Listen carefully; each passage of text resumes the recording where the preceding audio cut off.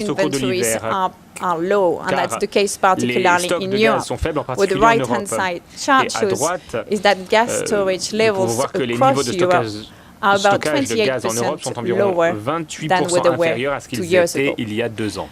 And what this means is if the winter is long or particularly cold, there are risks not only of further price increases, but even of outages. Now, on top of these energy imbalances, we are really concerned that persisting supply tensions in manufacturing sectors will continue to fuel inflation. First, high energy prices and fuel shortages have been directly limiting the manufacture of key materials and equipment. And when we combine this with other supply bottlenecks in metal production, shipping, containers, the impact of sanitary procedures on ports, the time that manufacturers have to wait for inputs has dramatically increased, as we can see on the left-hand side. We can also see that it's also related to the pressure from demand, because advanced economies are more affected by this higher delivery time, and they had been rebounding much higher than emerging market economies. Now, obviously, this difficulty in getting inputs is not only fueling inflation, but it's not only lengthening delay, but it's also limiting production. And an increasing number of firms are reporting they've been limiting production because of these shortages, which is what we can see on the right-hand side. And that could be even more important as outbreaks of the virus rise in some regions, and together with the additional uncertainty that's created by the new variant. Now, let me give you a concrete example of this with the car industry. And the car industry, for memory, represents about 3% of global output. So for cars, chips are very critical. Chips are critical for many parts of our economies.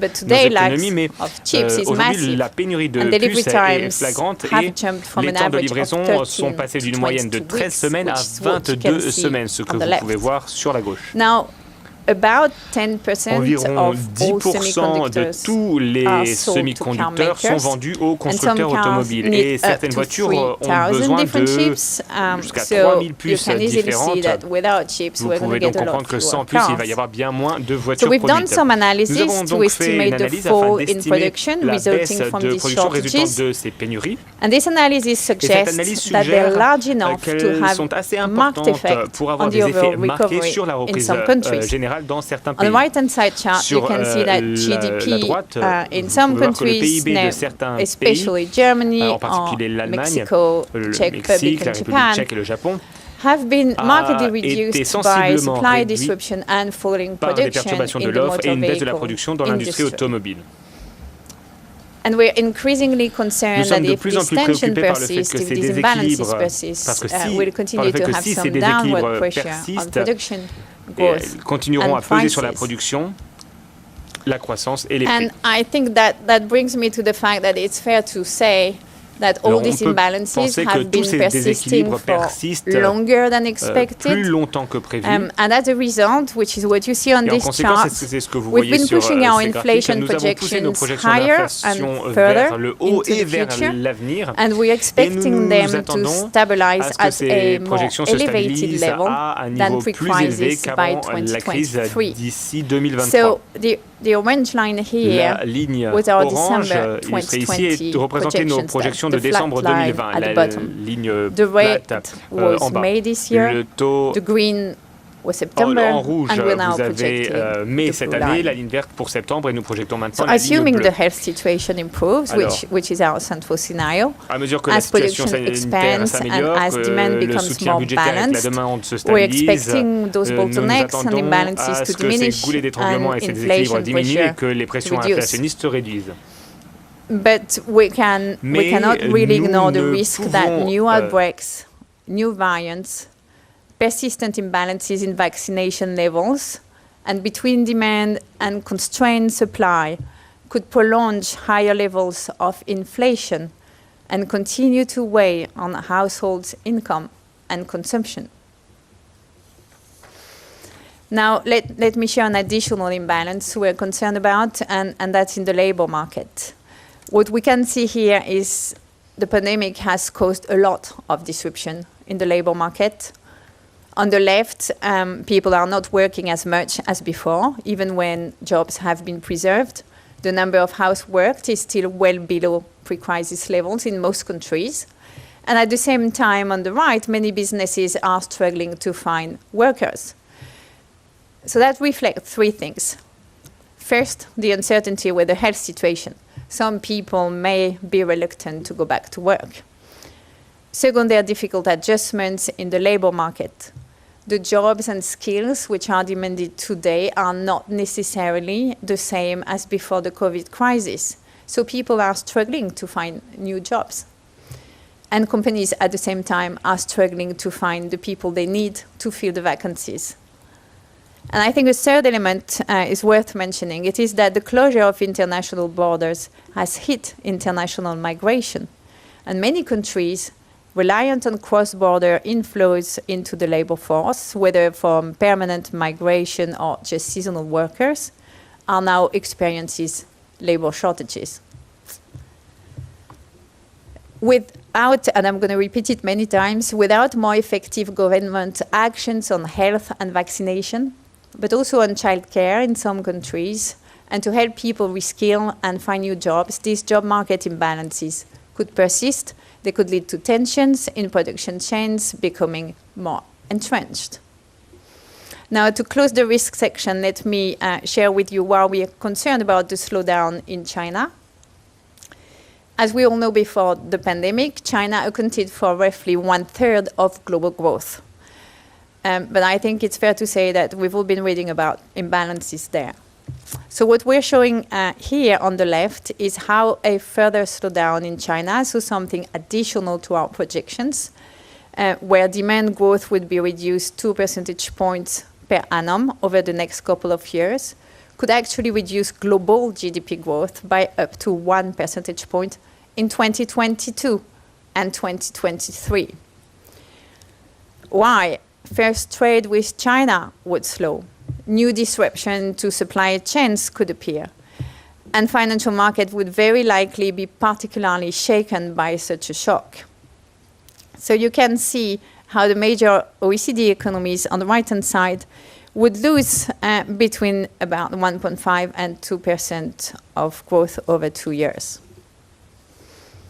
So, now that we've listed the imbalances, I guess we should discuss what governments may do about this. And that brings me, obviously, with the health situation. So I think, we're currently living through a period of very high uncertainty. There's renewed strong outbreaks of the virus in some regions, including here. New variants are continuing to emerge. And many low-income countries around the world lag behind in vaccination, which is on the left. But what the chart on the right shows is that even within advanced economies, some countries continue to have extremely low vaccination rates.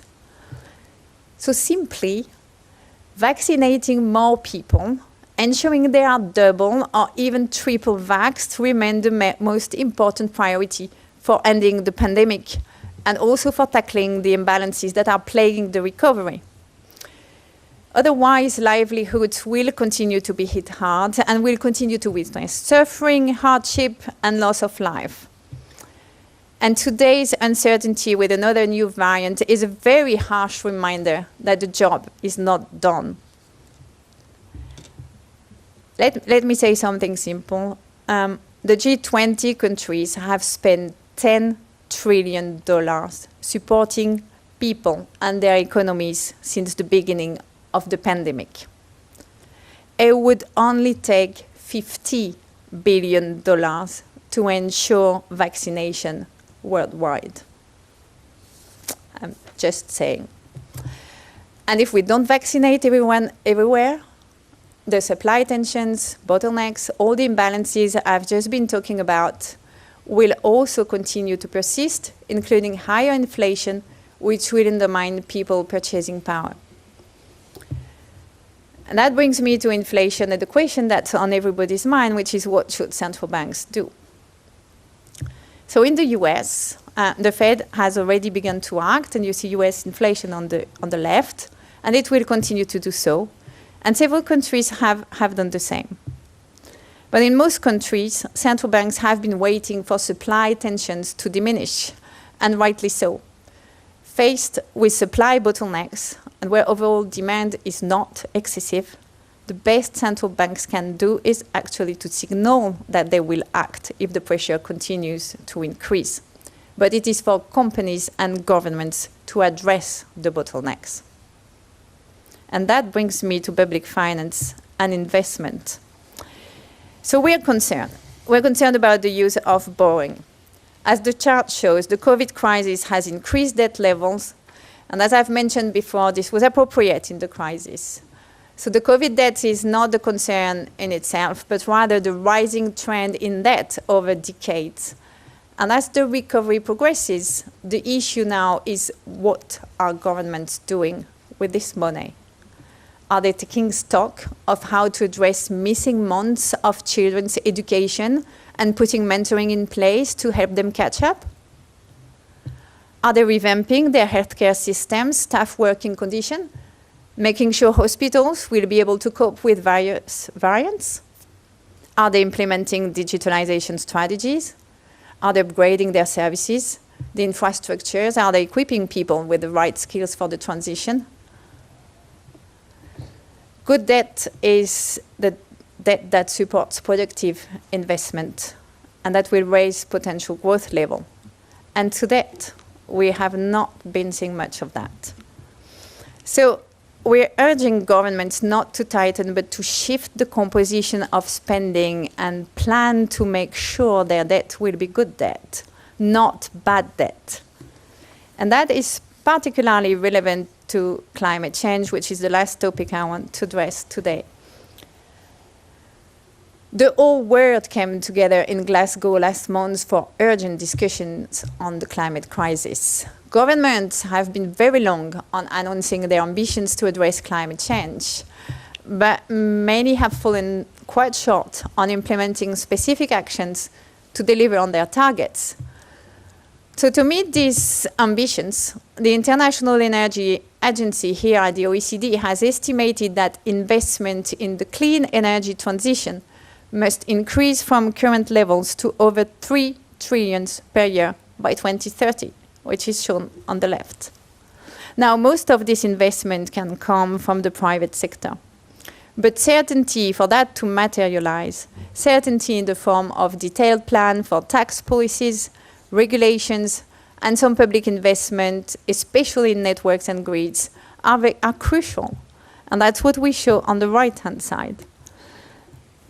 So here again, I think it is very high time for more coordination and multilateral discussion to accelerate the energy transition in a way that is globally efficient.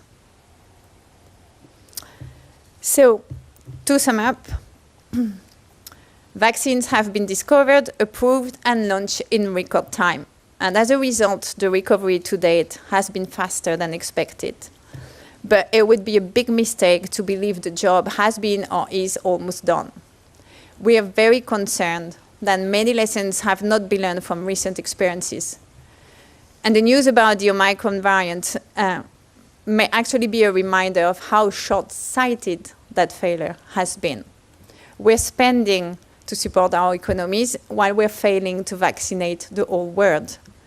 We're still not fully seizing the opportunity to implement changes in our approaches to education, health, climate, and more largely the use of public money. As a result, the world is not really looking better. Thank you. We'll turn to questions in the room first. There's a question from AFP.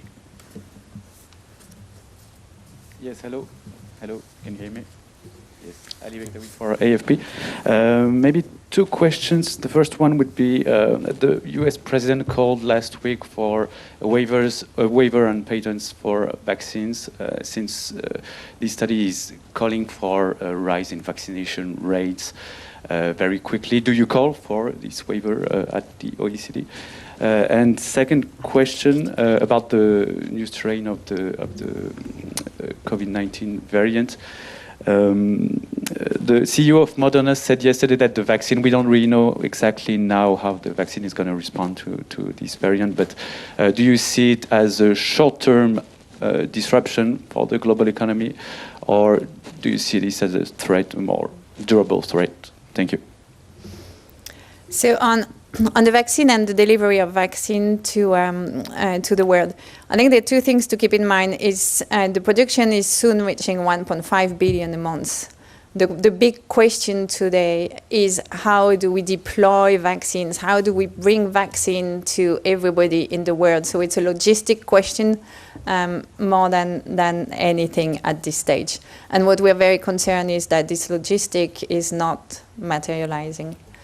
And the second question on the threat, two things here. We don't know, right? I mean, we've included this uncertainty into the outlook, which is why we focus so much on imbalances, because we know that this could be happening given the state of vaccination in the world. So there could be two options. One is this is a variant like we've seen since the beginning of the crisis, and it's going to be a tough winter, and it's pushing back a little the recovery, but it's not disrupting it. But we see more tensions, more supply tensions, and it's worsening the imbalances I've been mentioning. But it will eventually, because fundamentals are strong, get back to where we are in these projections.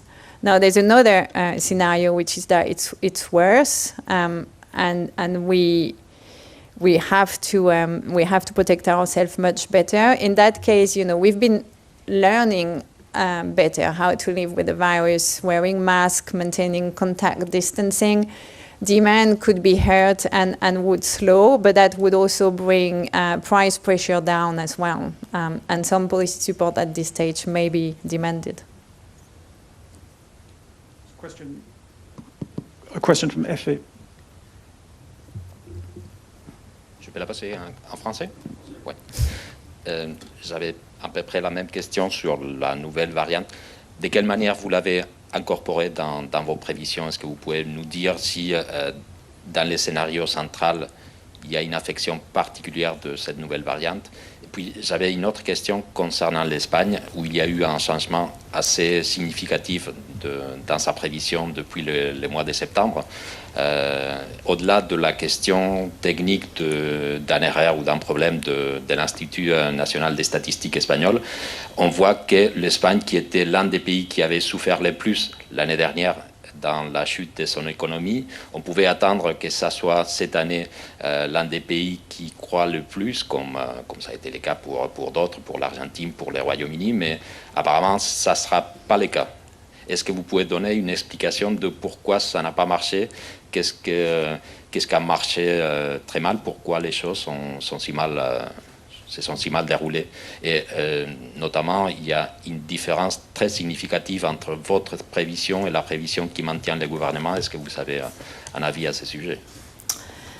Merci.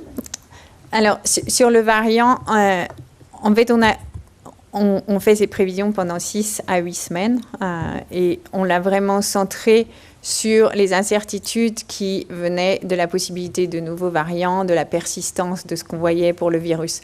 Et c'est pour ça que vous avez une aussi grosse partie qui est vraiment sur les risques et sur les déséquilibres. Ce que le Omicron fait, c'est d'ajouter aux incertitudes. Aujourd'hui, personne n'en sait beaucoup dessus, mais ça ajoute aux incertitudes. Donc, pour nos prévisions, ça renforce tous les risques qu'on a, ça aggrave, je devrais dire plutôt que renforcer, tous les risques que l'on peut avoir identifiés, que ce soit les tensions sur les chaînes de production, puisqu'effectivement, ça fait fermer des frontières, ça renforce les procédures sanitaires, ça va peut-être appuyer la demande de semi-conducteurs plus pour tout ce qui est ordinateur ou tablette que pour les voitures. Donc ça crée ce genre de tension, hein, effectivement. Et ça peut nous faire un hiver un petit peu plus dur et prolonger un peu l'inflation à la hausse et dans le temps. Il y a aussi quelque chose qu'il faut toujours garder en tête, et c'est pour ça vraiment qu'on voulait se mettre dans cette situation de comprendre toutes ces incertitudes, c'est qu'il peut aussi être plus méchant, ça on ne sait pas. Ici c'était le cas, même comme je disais, si on a appris à vivre, on sait mettre des masques, on sait travailler à distance, tout ici en est la preuve. En revanche, ça peut quand même effectivement affecter la confiance des ménages, des entreprises. On peut voir la demande baisser, et si la demande baisse, les prix, effectivement, l'inflation ralentir beaucoup. Donc c'est pour ça qu'on insiste sur les risques. La meilleure chose à faire, et c'est ce qu'on dit ici, c'est de se mettre dans cette position où on a des risques. Et c'est quoi la meilleure politique face à ces risques? Mais c'est de vacciner pour diminuer ces risques. Ça, c'est pour Omicron. Pour l'Espagne, je suis sûre que vous conviendrez avec moi que dans cette période, même mesurer les changements d'inflation, de PIB, etc., c'est très difficile. Et c'est d'ailleurs pour ça que dans les perspectives économiques, on a toutes des encadrés sur la mesure de l'inflation d'une part, et que dans l'édition précédente ou celle d'avant, on avait également un encadré sur les différences de mesure de PIB entre les pays qui rendaient plus compliquées les comparaisons. Je vous donne un exemple dont vous vous rappellerez peut-être. Comment est-ce qu'on mesure la production des professeurs dans le niveau, dans l'éducation nationale des différents pays? Dans certains pays, on le mesure par les salaires qui sont payés. Dans d'autres pays, on mesure par les heures travaillées. Donc vous voyez bien que pendant la crise, ceux qui payaient les salaires, la production d'éducation n'a pas bougé. En revanche, ceux qui faisaient ça sur les heures travaillées ont vu leur production chuter. Donc il faut prendre avec pincette les comparaisons entre pays. Il y a plusieurs facteurs au-delà de ce que vous avez mentionné qui peuvent expliquer effectivement pourquoi le PIB a des chances d'être révisé. La première chose, c'est beaucoup de petites entreprises qui sont forcément affectées par les délais dont on a parlé de livraison, notamment. Peut-être l'importance aussi du secteur immobilier et de la construction. Dans cette période, il est forcément très perturbé. L'importance du tourisme, même s'il a rebondi très fort cet été. Et puis la perturbation sur le matching des jobs avec des personnes qui peuvent chercher des emplois qui n'existent plus vraiment parce qu'on est encore dans la crise et qu'on limite des services, et d'autres qui n'ont pas forcément les qualifications, mais qui en même temps sont protégés par toutes les procédures d'activité partielle. Donc l'Espagne rebondit, l'emploi rebondit. Sûrement, on ne comprend pas tout. Il faut suivre ça avec attention, mais je crois qu'il ne faut pas non plus extrapoler trop. We'll turn now to the questions coming through on the chat. Now, there's been a number of questions on inflation. The Fed chair yesterday said the word transitory should be removed. What's your view on that? I've banned the word transitory from the economic outlook this line, so I guess we're in line for this. Look, I think there are two things. One is effectively we've shown this in the economic outlook, we keep revising upward and longer the inflation pressure. And in some countries, it's mostly due to the supply disruption, but that's 10 months that this has been going on. So we have to be careful and to monitor clearly and keep that in mind. If the situation, the health situation deteriorates, we'll see, or prolongs, we'll see how that evolves. I think what's very important when we think about this, and we've been recommending, is that central banks, first, their life and job is difficult at the moment, but what we require from them is clear communication, that they explain where they stand, that they explain where they want to go, depending on the state, on the economy, depending on the data that comes, and the way they affect their projections. I guess the other point to make is that up until this point, the inflation outlook in the US was somewhat different to the inflation outlook in the euro area. And so, clearly the Fed and Mr. Powell make reflections in relation to the outlook specifically for the US. But as Laurence previously explained, there is a marked difference between the situation in the US and in the euro area. Turn to a question from Tim Wallace, The Telegraph in the UK. Please can you tell me why you have upgraded the UK GDP forecast for 2021, even as you have cut the forecasts for the US, the Eurozone and China? So most of the revisions which are in this economic outlook come from the publication of quarterly data. So it's from history. It's not us making speculation about the future. So in effect, the path to the recovery both in the US and the UK has barely moved. A question from Assis Moreira of Valor Econômico in Brazil. The report mentions in Brazil higher interest rates and policy uncertainty. Would you say the pace of recovery is slowing in Brazil much more because of internal factors than for external factors like China? And what to expect in terms of inflation in Latin America and Brazil in 2022?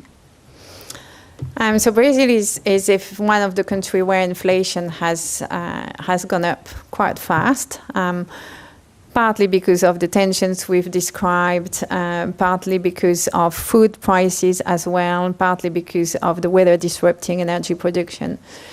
So the central banks has reacted and fairly quickly, and obviously that will allow to address inflation. It may take more time, the path-through of central bank actions into economic activity and prices is usually between 9 months to 1 year or a little more.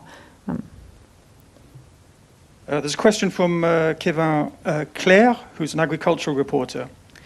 Bonjour, croyez-vous au super cycle haussier des matières premières, incluant celles agricoles, les grains notamment, comme suggère Goldman Sachs dans une étude en 2020? Alors, il y a une chose qu'on observe assez clairement, c'est effectivement la hausse des prix de matières premières, non seulement dans l'énergie, comme on en a parlé, mais aussi dans l'agriculture, notamment le blé, notamment en raison des conditions météo, par exemple au Canada. Et c'est vrai que ça peut créer des tensions sur la nourriture.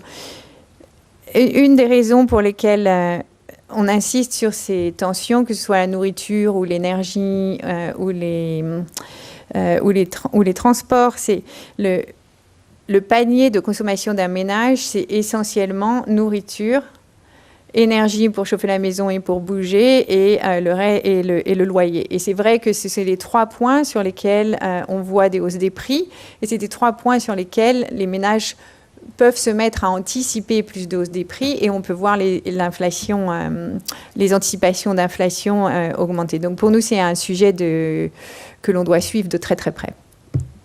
Will Horobin from Bloomberg asks, could you give us a bit more detail on why you have cut growth forecasts for China and the US? Sorry, why we have put what? Why you have cut growth forecasts for China and the US? So for the US, I think I've answered. It's mostly historical data, and by the way, for the record, we've included the infrastructure bill in the US. Sorry, so we have not downgraded it. It's the same projection by the end of the period. For China, there's much less support than there was before, and also much less rebound. So China is returning to its 5% growth target in 2022 and 2023. One thing about China is we're really highlighting some of the imbalances, and obviously China is very big in the world economy, right? It's one of the largest exporter, one of the largest consumer of commodities, and when China slows down that quickly, then it has an impact on demand addressed to the rest of the world. So we have to be careful of what's happening with China. Richard Partington from The Guardian in the UK. Could Omicron lead to a fall in global GDP from your 4.5% forecast in 22? You say Omicron could fuel higher and more persistent inflation. But could it also affect demand? Could the impact from Omicron be that demand is more heavily affected than supply? I actually have laid out 2 scenarios. One is where it creates more supply disruptions and prolongs higher inflation for longer. and one where it's more severe and we have to use more mobility restrictions, in which case demand could decline and then inflation could actually recede much faster than what we have here. And there could even be a scenario where we would need more fiscal support at this stage.